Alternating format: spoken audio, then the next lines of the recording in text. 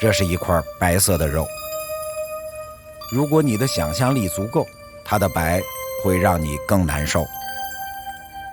如果说 C 皮的黑是视觉刺激，那么这个白就是精神暴击。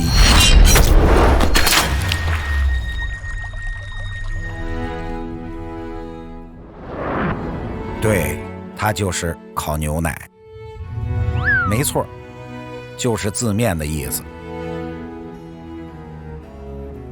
这东西不太好介绍。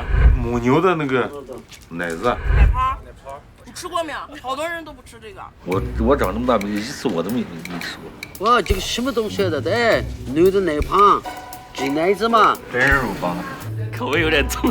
面对烤奶泡，有的人直言不讳，奶香，然后有那种，我懂你们说的千叶豆腐那种感觉了，干干揪揪的那个，他就喜欢脆性。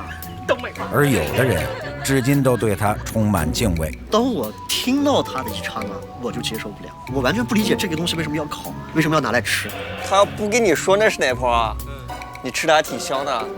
爱吃烤奶泡的人沉迷脆爽，沦陷奶香。喝完酒了，第二天吃个奶泡子，咱宁的很，说是醒酒。不愿尝试的人正义浪漫，羞于想象。哎呀，主要还是因为觉得它是那个，这就有点尴尬。反正很美味。它自己长得像奶泡一样，白白的。由于天生娇贵，奶泡不能直接上火烤，得先煮一下。提完纯的奶泡像一颗超大号的杏鲍菇，在气质上单纯了不少。烤奶泡最讲究火候，文火烤容易内外交透，丢了最珍贵的奶香味儿；而用大火烤，表面一旦焦脆，就挡住了炭香，既有奶香又有炭香。这样一串上等的烤奶泡，是比大乌苏更让人上头的灵魂补品。